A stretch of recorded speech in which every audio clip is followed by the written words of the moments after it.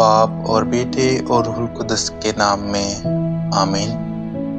ہمارے لیے آج کی تلاوت رسولوں کے اعمال اس کا 3 باب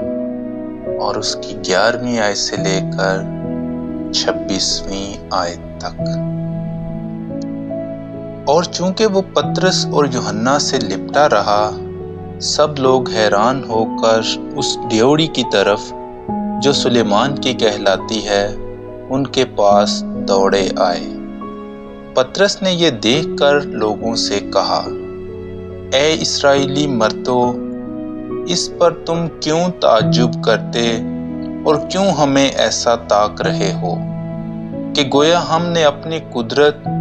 یا پارسائی سے اس شخص کو چلتا پھرتا کر دیا ہے۔ ابراہیم اور اسحاق اور یعقوب کے خدا یعنی ہمارے باپ دادا کے خدا نے اپنے خادم یسوع کو جلال دیا جسے تم نے پکڑوا دیا اور پلاطس کے حضور انکار کیا جب اس نے اسے چھوڑ دینے کا قصد کیا۔ ہاں، تم نے اس قدوس اور صدیق کا انکار کیا اور درخواست کی کہ ایک خونی ہماری خاطر چھوڑ دیا جائے، مگر مبدی حیات کو قتل کیا جسے خدا نے مردوں میں سے زندہ کیا۔ اس کے ہم گواہ ہیں اور اس کے نام پر ایمان ہونے کے سبب سے اس کے نام نے اس شخص کو مضبوط کیا ہے جسے تم دیکھتے اور جانتے ہو، اور اس ایمان نے جو اس کی طرف سے ہے تم سب کے روبرو اسے یہ کامل صحت بخشی ہے۔ اب اے بھائیو، میں جانتا ہوں کہ تم نے یہ نادانی سے کیا جیسے تمہارے سرداروں نے بھی، مگر جن باتوں کی خدا نے سب انبیاء کی زبانی پیشین گوئی کی تھی، یعنی کہ میرا مسیح دکھ اٹھائے گا، اس نے انہیں اسی طرح پورا کیا۔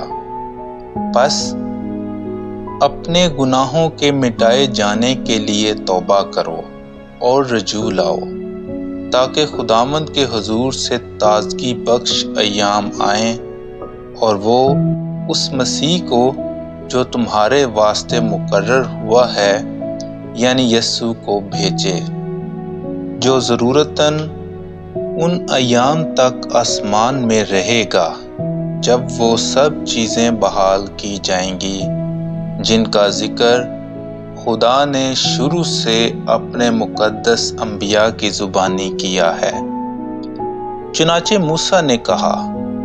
کہ خداوند خدا تمہارے بھائیوں میں سے میری مانند تمہارے لیے ایک نبی برپا کرے گا، جو کچھ وہ تم سے کہے اس کی سب باتیں سنو، اور ایسا ہوگا کہ جو بھی انسان اس نبی کی نہ سنے گا وہ قوم میں سے نیست و نابود کر دیا جائے گا۔ اور سموئیل سے لے کر پچھلوں تک جتنے انبیاء نے کلام کیا ہے ان سب نے ان دنوں کی خبر دی ہے۔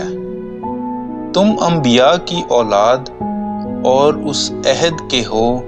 جو خدا نے ہمارے باپ دادا سے باندھا، جب ابراہیم سے کہا کہ تیری نسل سے روئے زمین کے تمام قبیلے برکت پائیں گے۔ پہلے تمہاری ہی خاطر خدا نے اپنے خادم کو زندہ کر کے بھیجا کہ تمہیں برکت دے، تاکہ تم میں سے ہر ایک اپنی بدیوں سے پھرے۔ پاک کلام کے پڑھے اور سنے جانے پر خدا کی برکت ہو۔